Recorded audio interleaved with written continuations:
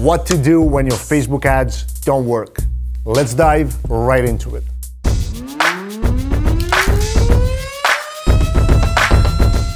What's going on, everyone? Welcome to episode 2 of your daily dose of business. I'm super pumped to have you here, and today's video is pretty cool. All right, so what to do when your Facebook ads don't work. I have a couple of steps for that. So step number 1 is let's focus on what's our goal.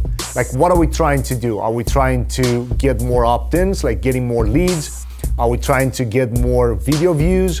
Are we trying to get more engagement to our post? If it's, a blog post, the full post being written here on Facebook, or, if we just have an offer, but we actually posted regularly and then we drove traffic to that. If we are trying to sell anything directly, like a buy now button from the ad, that's the main thing. Like step number 1 is the goal. Let's focus a lot on what are we trying to do.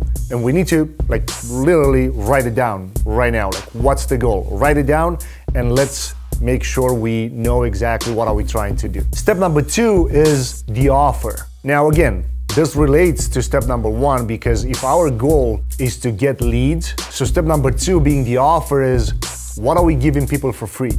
Is that appealing? Is that something that our audience wants? How did we come up with that? Did we see another ad? Are we, funnel hacking our competitors? What are we trying to do right there? That's very important, because as soon as we understand that our audience wants and craves to actually get that thing, and we put it together and we drove traffic through Facebook ads, the offer is the most important thing, right? And again, this is step 2, because the goal was to make sure we know what the goal is, and then step 2 being the offer is making sure that that thing that you're giving people for free is appealing.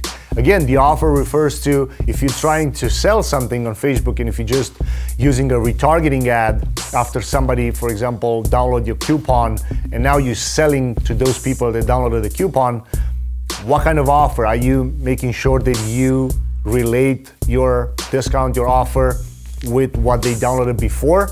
Same thing with video ads. If you're trying to drive just traffic to your video to get views, it's a whole different story.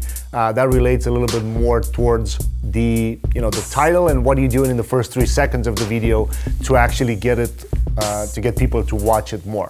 All right, step number 3 is the audience. That's super important, because if I'm trying to sell a product, let's say for example, if it's an e-commerce product, if it's just a mug that has a picture with a pit bull on it, and I'm targeting old women from 58 to 65 that like, a different TV show that doesn't relate with pit bulls, the audience has a disconnect over there, because Facebook being interest-based marketing, like you have to target people based on interest, or retarget if they landed on your site, whatever the situation may be. If the audience is not in direct correlation with the interest and what you have to offer, of course there's going to be a disconnect. So step number 3 is making sure you have your audience really targeted and set up in the proper way. And oftentimes, if you are in a niche, whatever you want to say it, that it's very small, you may want to go a little bit broad to get a large number of people to watch that video, or whatever the situation may be in your ad, before you actually narrow it down to a smaller, super targeted audience. All right. Step number 4, ad copy.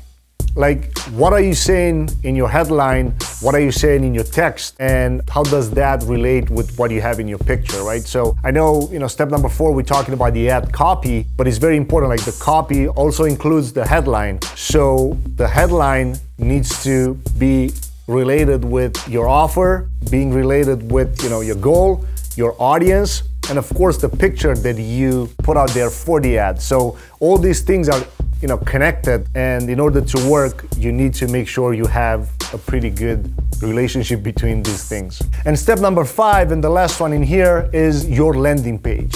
So for example, the biggest mistake that you could do would be to send people from Facebook ads to your homepage and assume that people would know what to do from there, because they're smart. I'm not saying that they're not, but again, Facebook is interruption marketing, and you want to send people right from that ad directly to what you're talking in the ad in your landing page, in an opt-in page. So you don't want at all to send people to a website. I would say, even if if you have a website built, if it's a Shopify and you send it to your product store, I get it. But if it's, for example, a full website that you have blog and about us and services and things like that, if you send people from Facebook ads to that kind of website, it's a completely, say, disaster, because you're spending money to acquire that customer. And those are numbers that we're gonna be covering in a different video. But you want to send people to a landing page, and you want that landing page to be directly in relation with your